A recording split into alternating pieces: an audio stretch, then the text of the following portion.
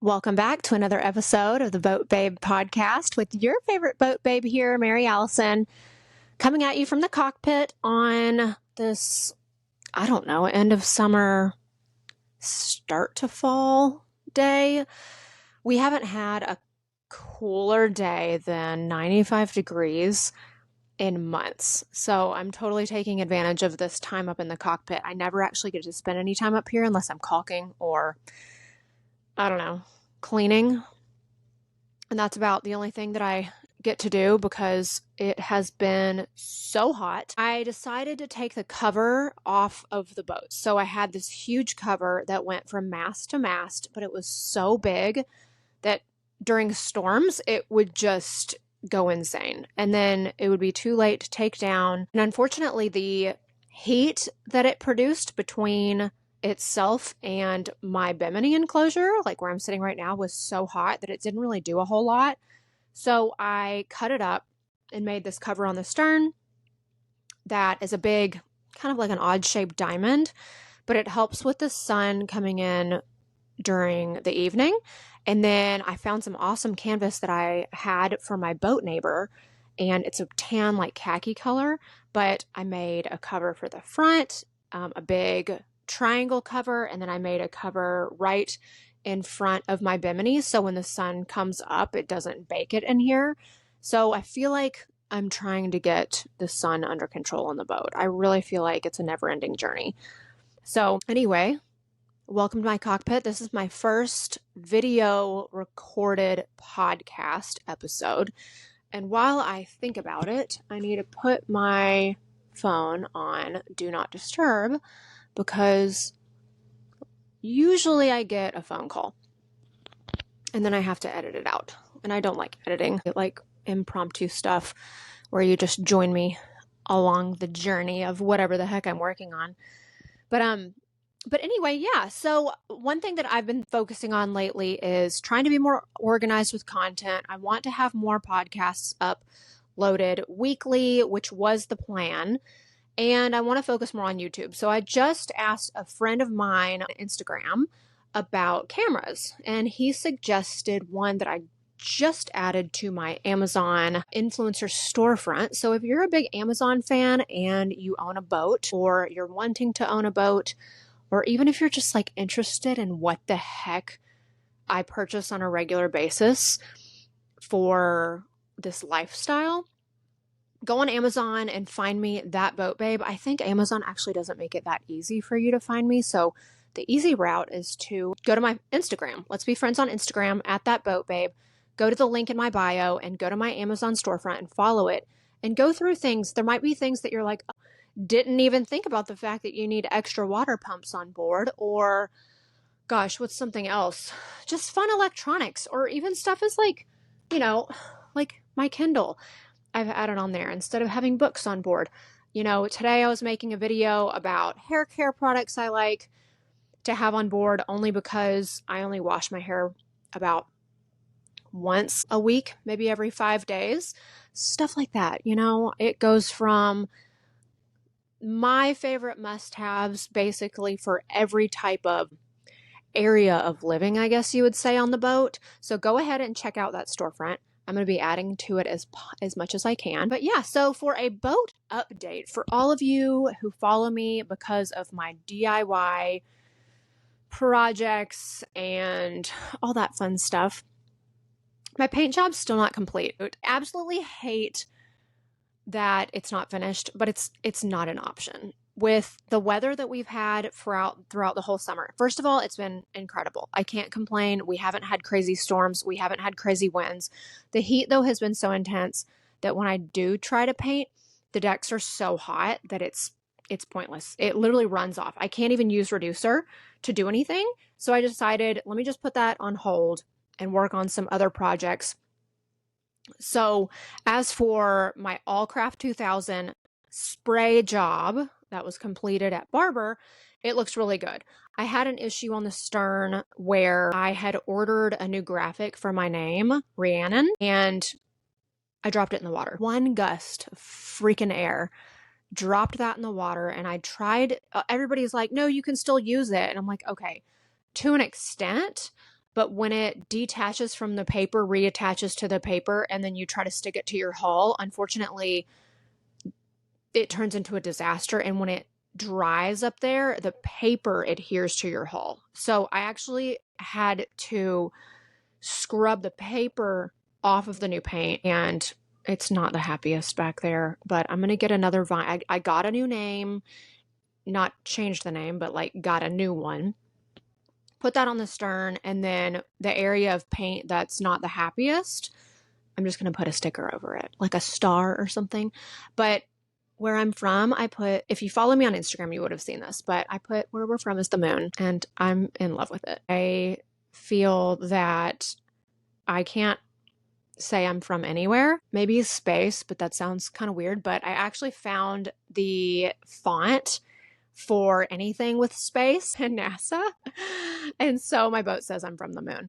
I don't know if I technically can actually have that going down island. I think you're supposed to say you actually are from somewhere, but that's just where it's going to be, and I'm going to have to deal with it when I get there.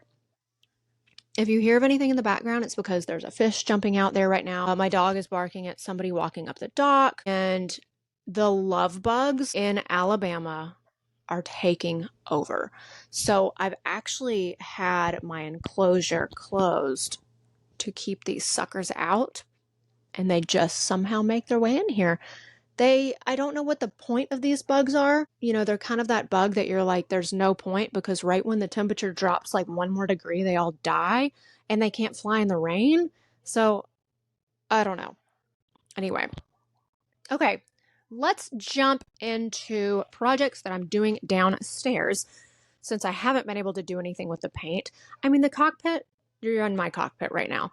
It is ice blue, Allcraft 2000 ice blue, and then I used Kiwi grip to roll the non-skid. I like the non-skid. The problem with it is just like any cockpit, you have a lot of wear and tear, just like foot traffic coming through. So I'm trying to figure out the best way to keep it clean. And really what I just do is I put down a lot of towels and walk on the towels, or I just step on my cushions, which I made, and it usually keeps it pretty clean. But what I have to do is vacuum it out a lot. And I do have deck cleaner. So I think it's going to be fine. I'm excited to roll the whole deck. I'm excited for it to be finished. My dog is barking at these people that literally are on vacation. They come here, they get a bushwhacker, and then he ruins their fucking moment of dock walking because he hates when people walk down the dock. So pardon my French. Okay, so what I've been doing downstairs is taking out the old freezer on the boat. So back in the day, my boat had, this is what I just found out because I'm under the counters and under the floors. I had an old freezer. You know those old freezers that you actually have to lift the top and basically go upside down to get your stuff out of the bottom, and then it's just, they get nasty. That was the old freezer that I had on this boat.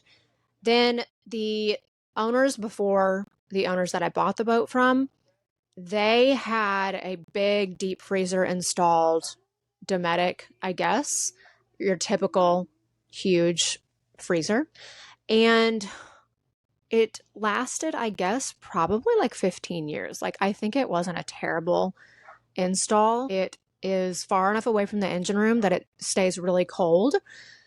But to replace that without even replacing anything except for the, I guess, freezer, why am I totally blanking on this? The fan still worked, but the compressor went out. So basically to replace the compressor wasn't an option. I would have to replace the whole unit because of its age. And the cold plate that was in there was really thin. I mean, it was bendable thin. And to replace it was going to be $3,000. I actually had somebody that was going to do it. I wanted to put it on my Southwest card to get points. He didn't want to take a credit card. And I just said, I don't feel like paying cash for this. So I didn't do it.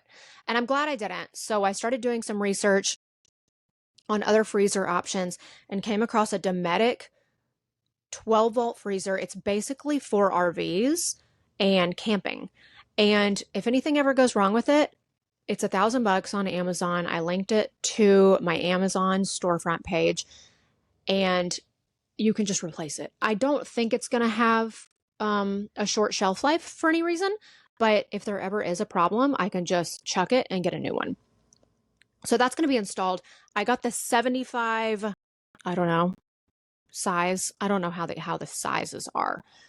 I guess it would be, I don't know if they do it by liter. I don't know if they do it by cubic foot. I'm not sure. But this Dometic 75 whatever size, and it's gigantic. It was delivered the other day and I could barely pull it out of the rain. And I have no clue how I'm going to get it downstairs. No clue how I'm going to lift it up and put it in. So I'm going to try to do a YouTube video on that. It might be comical. A couple other things I added to my Amazon storefront that I'm going to get a new camera, a new microphone, so I'm not holding this microphone with a cord, and a couple other electronics just so I can actually start vlogging and keeping y'all, up to date on all the stuff going on and the boat DIY upkeep world. Plus, 4 weeks and counting, we are going to be sailing to the Bahamas. I can't wait.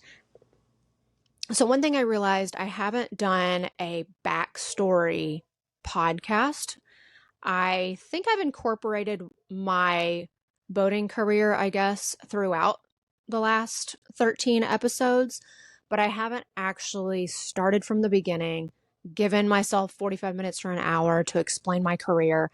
And last night I got on a friend's podcast and she actually asked me some of these questions about how I got into boating, when I got my first boat, why I gravitated towards getting my captain's license and how it fell in my lap. And, I used to model and what that looked like and all this stuff. And I didn't even realize I haven't even really given y'all any of the story, even though I gave it to her on her podcast. So that will be coming next week. I probably I'll record it later on this week and then I'll upload it next week.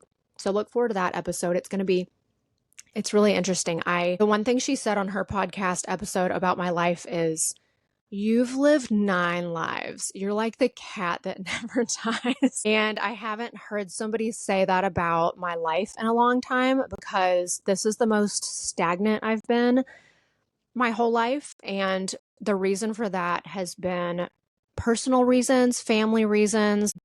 I made a lot of decisions based off of fear. And I also have been through a lot. I mean, lost everything in Hurricane Irma. And thankfully, this boat fell in my lap. We live in paradise. But on top of that, there's family stuff that has gone on that has just made it really hard to go back down island, to build this platform. I have a personal page that was private for so long because I had a really horrible stalker for a really long time.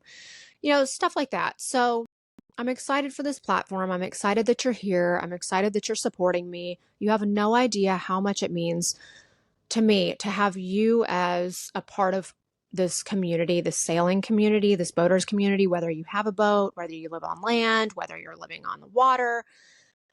It feels like home to me.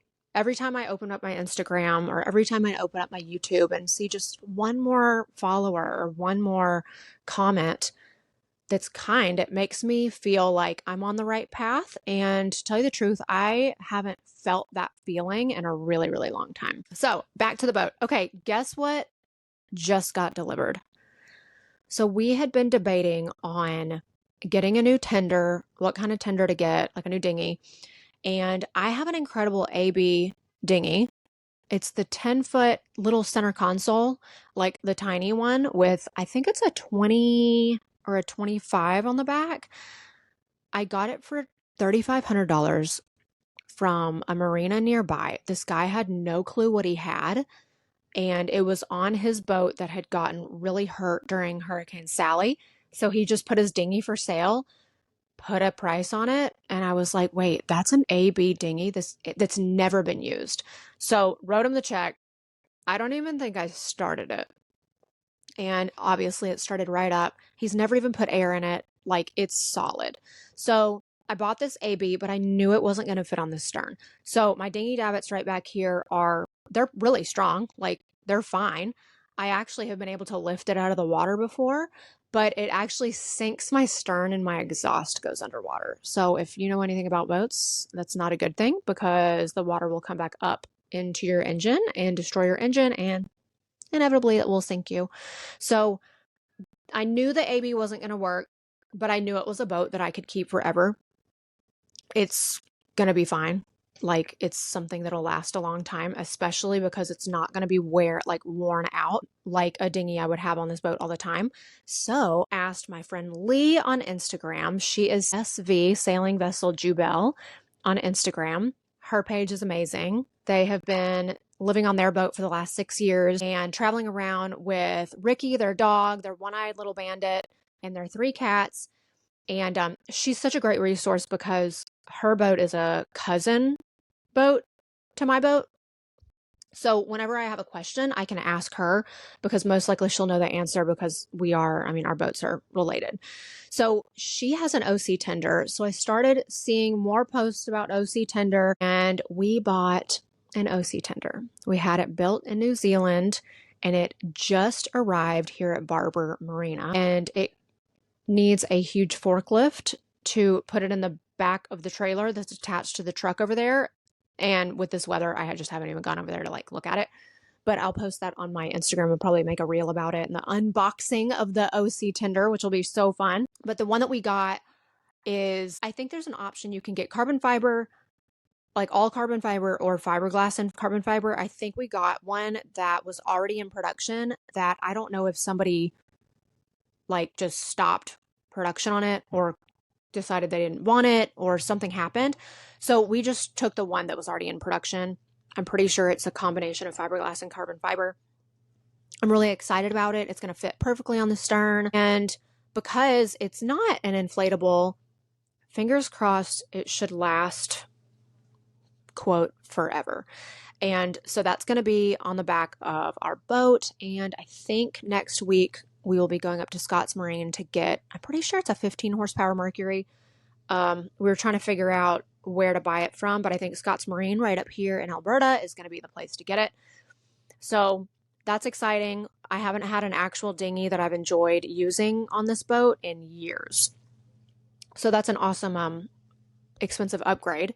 Speaking of upgrades and documenting them all, insurance has requested a survey. And if any of y'all live on your boat and you get requested a survey, you go, oh my God, there goes how many grand? Why? But the way I look at it is, Rhiannon, first of all, brand new paint job. Yeah, maybe I did it, but it's still a shit ton of money and a shit ton of effort to put into this boat. New paint job, new bimini, all new electronics, 2 new air conditioning units, new generator, new hot water heater. Gosh, what else? New hoses, new water pump, extended the bed in the stern to make it a queen instead of a double. New lighting. A lot of new, I don't know, there's been a lot of repairs, I guess, that needed to be documented too. So anyway, long story short, had the survey. They wanted it to be out of the water. And I was like, holy shit, we were out for 6 months. Why didn't I know this then? And I asked our insurance guy named Jeremy. He's out of Salt Lake City. There's a handful of other boaters that use him. If you're looking for an insurance, I'm getting attacked by bugs right now. If you need a new insurance guy and you're trying to find insurance for an older vessel that is over 40 feet and you're having a trouble with Geico, you're having a hard time with Progressive, nobody wants to insure you, just DM me and I can pass his information along to you. But he was able to make it to where we could do an in-water survey as long as the boat was in Bristol condition. So I asked Alexa what Bristol meant and she couldn't tell me. She said it's someplace in England. I asked a tutor friend that I know what Bristol meant. She had no idea. The definition of Bristol condition on your boat is the best that your boat can be for the age that it is and the make and model. Which, okay, I feel like that was the most broad definition. So insurance wants a Bristol condition boat for it to be in the water, and then they will do an in-water inspection survey, which I already did. And they wanted an in-water inspection, basically just to show that like I just did the bottom. Like everything's fine, through holes are fine, steering's fine, no blisters, etc. So I was able to do that. Well, we did the survey with a gentleman named Cecil from Pensacola. It turns out it was like Rhiannon passed with flying colors. I couldn't believe how amazing she did.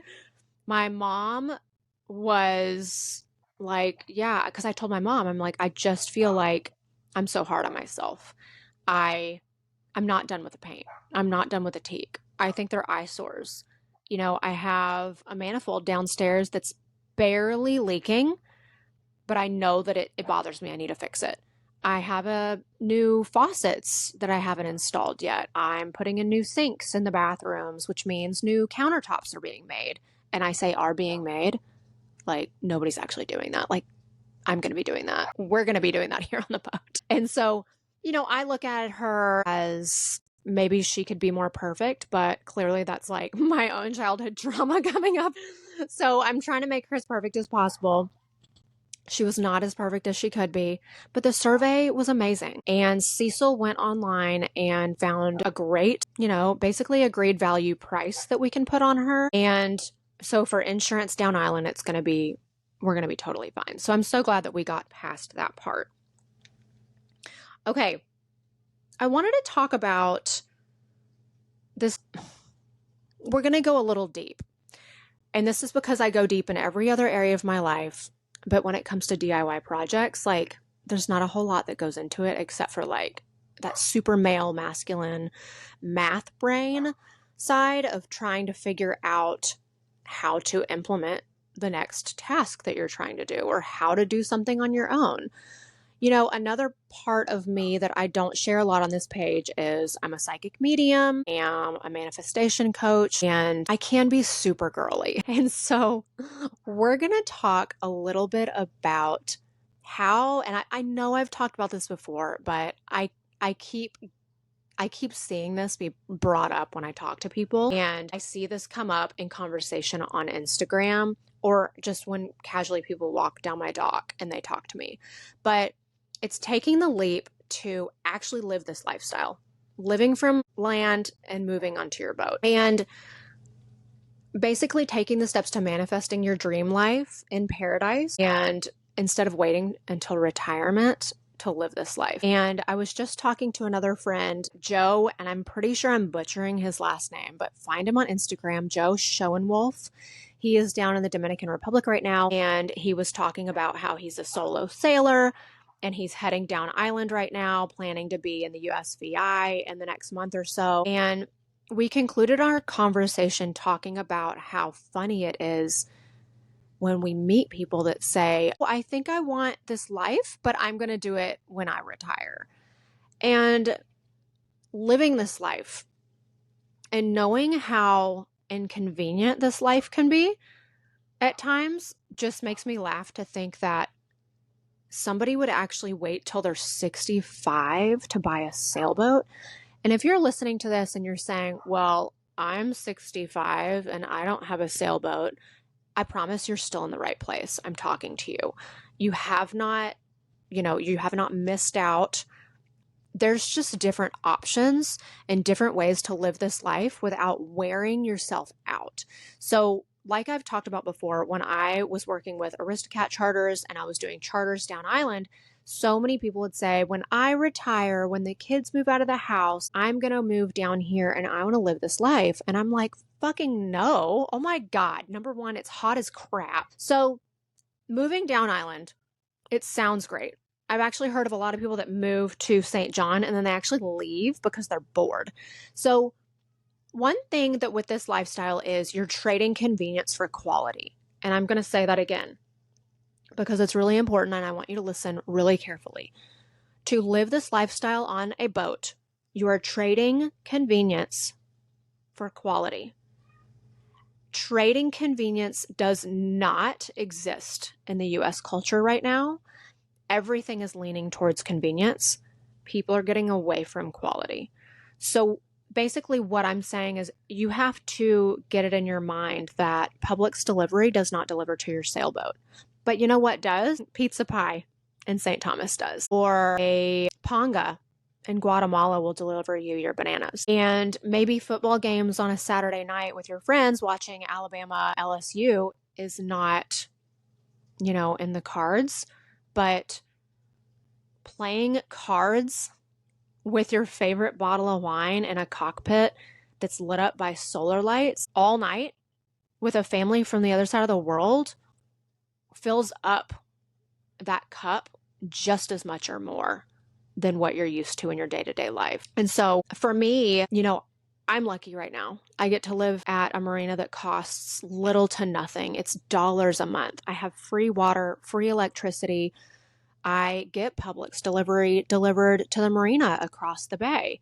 And I take the dinghy over there and I go pick up my Publix delivery. Like, the roads are flat. There's no rules except for don't speed and don't drink and drive. I live at a beach bar. I can order food from my phone. I'm living the spoiled boat life right now. You can totally have this. You can attain this. This can be manifested just like I've done. Most of the time, marinas are a whole lot more expensive. They're more like a mortgage payment. You don't get the free options and stuff. But it is attainable to have this life that I'm living. But also, what am I missing out on right now? I'm missing out on the fact that every cruiser is in the DR right now, or they are in Grenada. So that's why I'm super excited in the next 4 weeks to be finalizing everything on this boat so we can head down island, go through the Bahamas, hop to DR, get down to Tortola, and start living that life in the Caribbean again. And as much as I'm going to miss the conveniences here and, having just the typical Tuesday at the Mexican restaurant with friends, I know that for me, I'm going to be gaining so many more friendships through this experience living on the boat than I am if I just continue to stay here. I've also moved a ton. I moved 13 times before I was 10, and I stopped counting at how many times I've moved past 30 times, and that was in my 20s. So I know for me, I can easily keep up with friends. There's great ways to, pay everything get points, use your Southwest card, get whatever card you need to do for points for Delta, points for American Express. And so you're able to fly up and see friends, or friends can come see you. It's just getting out of the comfort zone of the day-to-day 9 to 5 and saying, can I live with a little bit less of X, Y, and Z? Am I able to maybe, live without, I don't know, the modern conveniences of whatever, your car payment, or maybe paying the mortgage instead, just rent your house out. Like, there's options and stuff to gain this lifestyle in a more rapid speed, I guess, than waiting till retirement. The last thing I'm going to say about, and I could talk about this forever. I know I'm going to have another podcast episode about this, but the last thing I'm going to say about taking the steps to try to have this lifestyle. First of all, the fact that you're listening to this podcast is your first step. The second step I suggest is looking at your monthly expenses. See what's going out each month. See what bullshit's going out. Are you going to Chick-fil-A and Starbucks all the time? What does your bank account look like if you don't have those things? And I know people that stay in debt and live this lifestyle. They're fine. They make it work. I know people that save hundreds of thousands of dollars and they live this lifestyle. But guess what? We're all sitting at the anchorage together.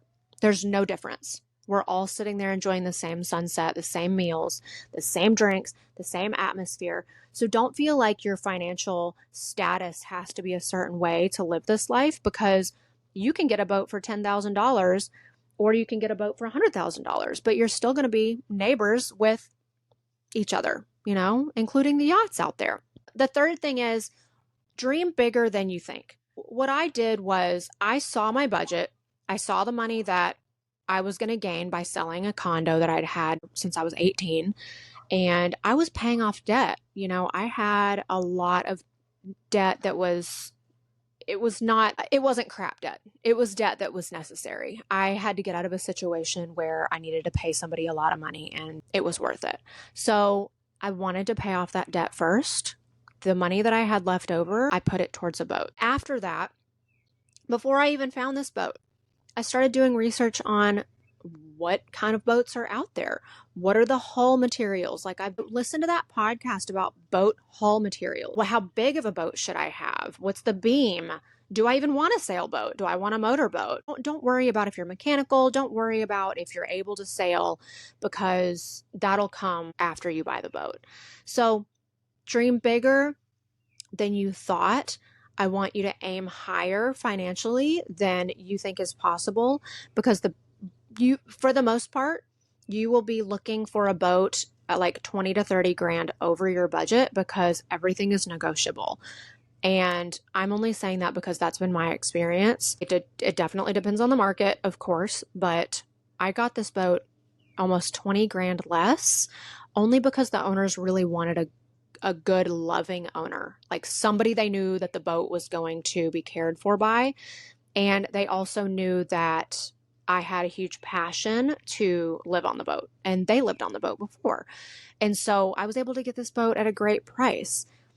See other boats. I ended up traveling to a lot of different other boats to just go check them out. And then what I would do is I would spend a lot of time by myself, even just sitting downstairs, talking to the wife, calling friends and asking random questions. Taking pictures is huge. I would take pictures of the bilge, take pictures of the electronics, because when you're there and you've got like excitement to buy a boat, and then you realize, like, that it's the excitement of like, this is the boat I want. Oh my God, I can't wait to buy it. Well, then you leave and you're like, oh my God, I love that boat. And then you wait a couple days and look at pictures and you realize, shit, I didn't even notice. This boat has got terrible electrolysis issues. I had no idea the standing rigging has never been changed in 40 years. My gosh, like, look at all the water damage that's around the windows. So taking pictures is obviously a really good idea. But let's just back up, dream big, follow this podcast, share it with your friends, and I'm going to tell you a little secret. Whatever dreams that you have, only share them with safe people. And what I'm talking about is find that safe person in your life. It could be your best friend. It could be your sister. It might be your wife or your husband. Find one or two safe people in your life where you can share your hopes and dreams with them, and they don't shut them down. They're not ones to go, oh my God, but what if you sink? Oh my God, but what if you die? Or, oh my God, you can't do that because you're going to be losing out on the Auburn game this weekend. Like, bullshit. Find a safe person that you can tell your hopes and dreams to, and you can change those hopes and dreams every 5 seconds if you feel like it, and they're still on board with you. Because to make such a huge leap makes a lot of people uncomfortable, because they can't fathom themselves taking the leap. So how are they going to be able to support you in taking the leap? I can get more into that on another episode, but look forward to next week's episode, where I'm going to give you my whole history of boating ever since I was a little kid, the fun parties that I've been to, working for Playboy, and how I ended up here on my sailboat, sitting in my cockpit talking to you. So if we're not friends on Instagram, follow me at That Boat Babe. Go ahead and click the link in my bio and check out my Amazon products, because I will get a little bit of a kickback when you make an order, which means I can do more of these podcast episodes. And you're supporting my journey, which is here to help you support yours. So I love you so much. I hope you've enjoyed this episode. I hope this is going to be like awesome and fun for YouTube for anybody who's watching the video version. But I love you so much. I hope you have a wonderful rest of your day. I can't wait to be sitting in the cockpit with you next week. Okay, have a good day. Bye.